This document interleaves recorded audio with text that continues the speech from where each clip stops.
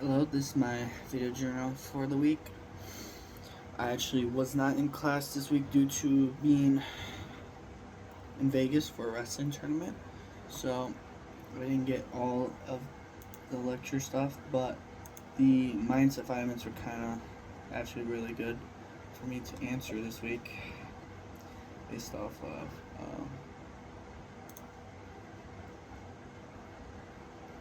some of the stuff that I've gone through.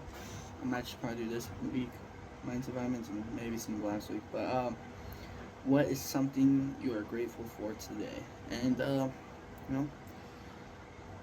as I got today, I'm very grateful for my family for allowing me to pursue a greater education and pursue my dream of wrestling, and very grateful for my teammates and my coaches. Uh, Vegas was a long, stressful week. We had a lot of guys there wrestling, and my coaches were able to still be in my corner and support me.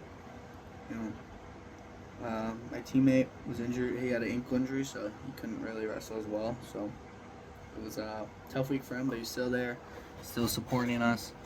It was awesome. I lost in the blood rounds to the returning two-time world team member and one-time Olympian. I lost to him 5-0.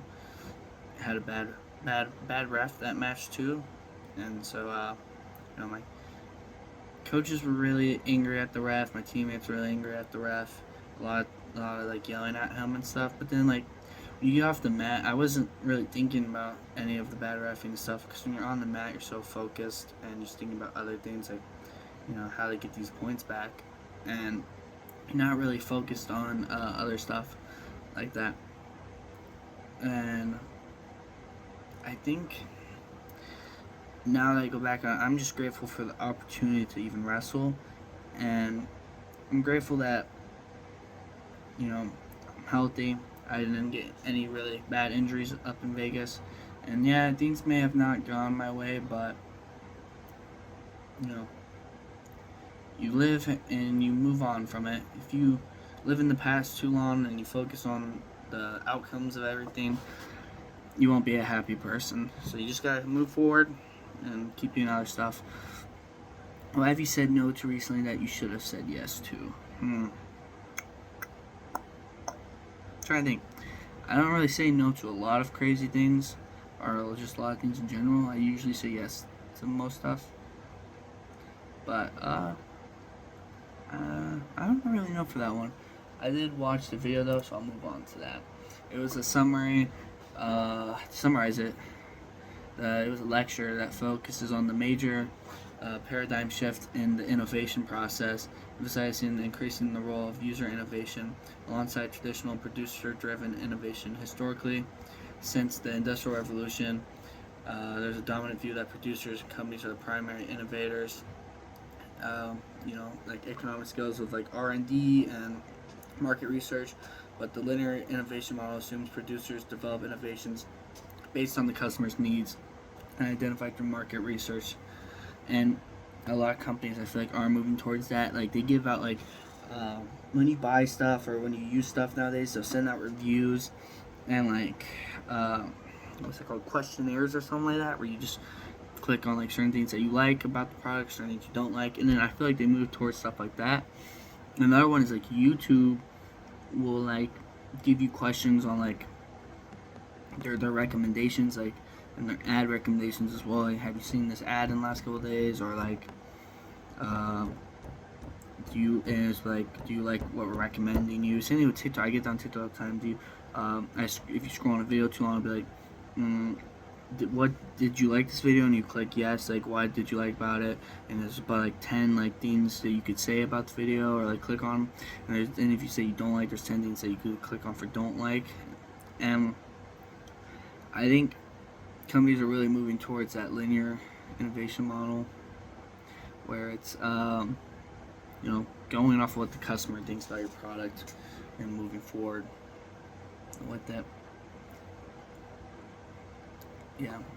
I'm gonna answer some of the other mindset vitamins since I wasn't in class this week and I couldn't do the other two. I think the dirty ones are pretty good as well.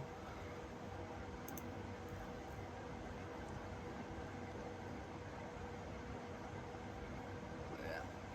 Let me see. Yeah. How do you reflect on your actions?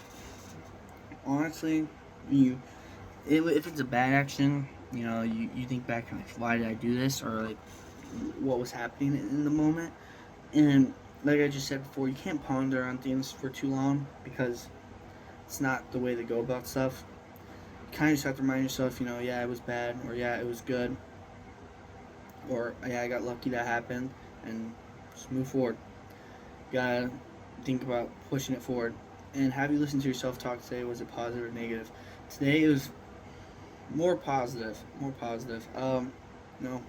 Moving forward after the tournament, I was just telling myself, uh, can't get stuck on the results. I wrestled really good. I won four of the 3 matches, so I didn't have a bad tournament. The blood rounds, I got a tough draw, and that's what you ask for in wrestling. I could have probably All-American if I had an easier guy in the blood rounds than the World Team member that got upset. So, but hey, it's what you ask for. It's what you go to the tournaments for. You want the best guys. You want the toughest matches. So, can't be too negative about that on myself. Yeah, there's things I have to work on. It's not all like, oh, it's amazing, this and that. Stuff you got to work on, and then it was good to see other people wrestle at that tournament as well.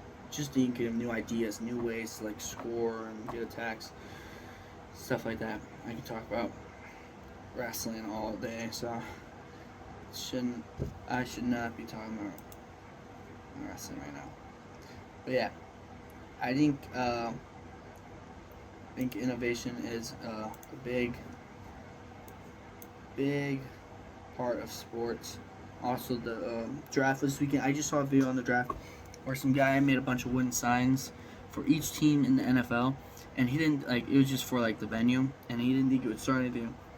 But one of the top players last year, Travis Hunter, decided to like tap 2 hands on his team's logo when he was walking out when he got drafted, and it started like a movement. Like every player was starting to do that after they got drafted, and it was like a weird like new tradition that players are doing. They were doing it this year too at the draft. And it's like that guy did not think of that when he was making those signs, and now after he spends like every hour on it's like a lot, like 700 hours or something on him a year. Now he's doing it 'cause, it's a tradition. Like these guys are starting to do this every time they get drafted. So it's just like crazy stuff like that to where little things that you do could lead to big things that have lasting effects, like long-term effects.